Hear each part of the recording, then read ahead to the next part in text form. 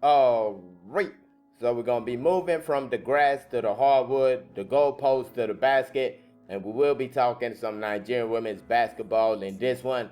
On today's roster, we got the Tigresses, Nigeria's women's basketball team, and then finding out their opponents for the AfroBasket tournament, which will be coming up later on this year. And then we'll be talking about the head coach of the team and one of the star players on the team. Rena Wakama, of course, is the coach I'm talking about, and the star player is Amy Okonkwo. Both took part in their first games with their new WNBA sides, and we'll be talking about what went down. But first, of course, please make sure to like this video, subscribe to the channel, all that good stuff. Thank you very much. So yeah, we're gonna start with the Tigresses and the AfroBasket competition. AfroBasket will be played this year from July the 26th to August the 3rd. The competition will be hosted in Ivory Coast. It will consist of 12 different nations, 3 teams in each group. That'll be 4 groups of 3 teams. And it is going to be qualification for the FIBA World Cup.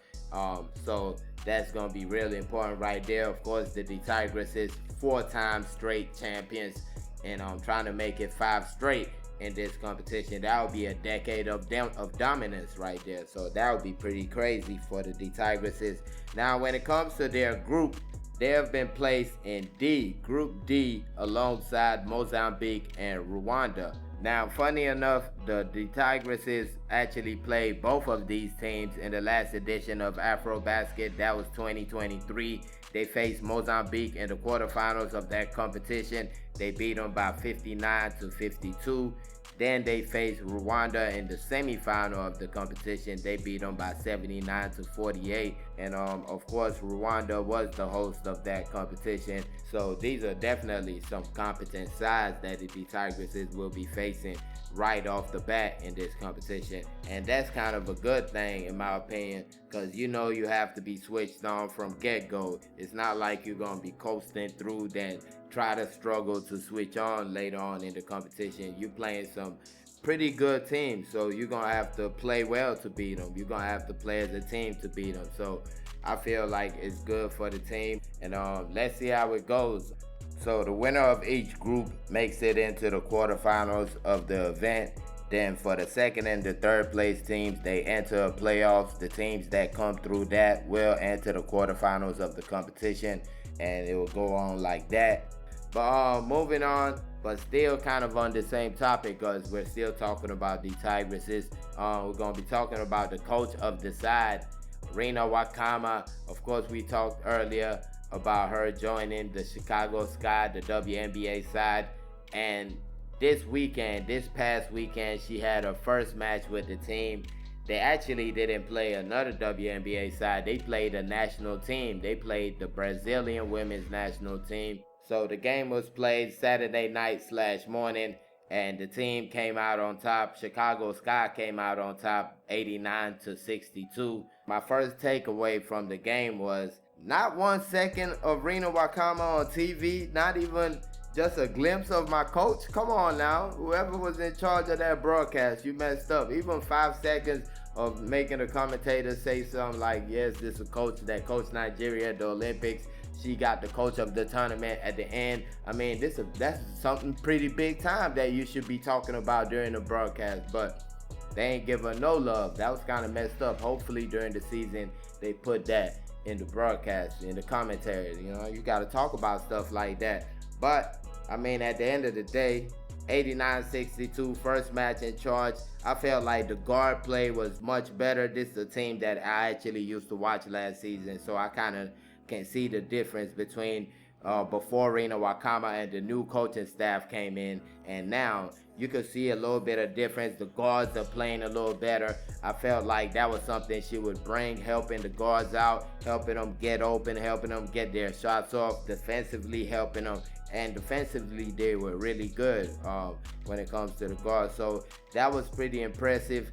At the end of the day, though, I felt like Chicago Sky just were kind of rusty coming out for their first game. So it wasn't as good as I think they could have been. But take none away. They get their first win of the preseason. Granted, it's against a national team and not a normal WNBA side. And speaking of Brazil, while watching the match, I couldn't help but think this is something we could be doing right now, because their team was basically made up of players based in America, either players just going into college or players in college. They didn't have too many professional players in that team right there. And I'm looking at us like we got so many girls going to school in the United States. We got girls in the WNBA. We could have organized something like that. Our head coach is already there. So I feel like this is something that we could definitely do and we should definitely look into. But moving on, and last but not least, we're going to be talking about the Tigress forward Amy Okonkwo. Of course, had that iconic picture at the Olympic Games, the AfroBasket MVP, most valuable player in that competition. I'm proud of you. I'm proud of you, and I cannot wait to see you continue to rock in your career.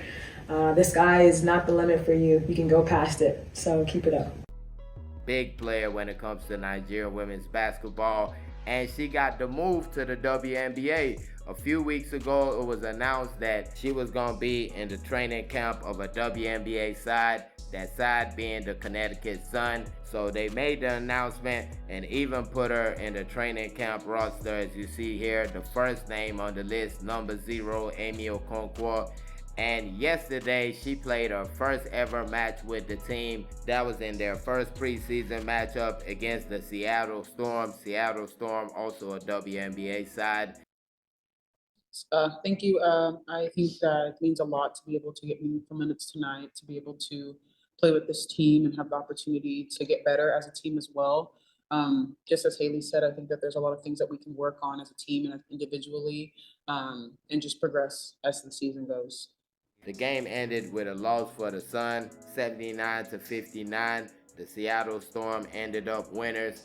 And Amy Okonkwo, she played 16 minutes, scored 10 points, 4 rebounds, 1 assist, shot 3 for 10 from the field, 0 for 3 from 3-pointers, 4 for 4 for free throws, and had a plus minus of -4, which isn't that bad. I felt like she had a pretty good performance. Shooting wise, it wasn't so great. Of course, perfect from the free throw line. The 3-point shot just wasn't dropping. I mean, she missed a couple of shots that I'm sure she's gonna make on another day. I felt like it was like the nerves early on.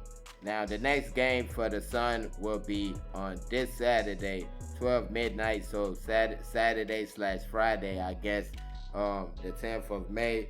And it will be against the New York Liberty, the defending champions of the WNBA. So that'll be a pretty good one right there. Now, another thing I wanted to add is kind of going to bring everything full circle. Because with Amy Okonkwo on the Connecticut Sun, hopefully she makes the team. I think they've been dropping down players.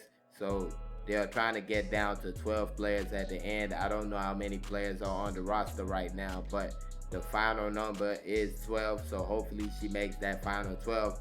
But if she does make that final 12, AfroBasket coming up in less than 3 months, that might be something that will clash with her, and we might not be having her at the competition if she makes this team right here.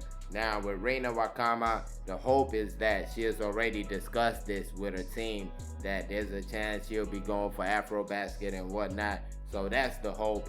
And if she's already discussed it with them, if they already know, then there'll be no problem with her coming for the competition. But if this is something new to them, I don't know. I don't know if you can just say, can I go to coach my country in the middle of the WNBA season? I'm not sure that will be allowed right there. So hopefully that's a pre-discussion that has already happened and we can move from there. But let me know your thoughts on these topics right here. Put it in the comment section. Make sure to like this video. It really helps the channel. Thank y'all for watching. Peace.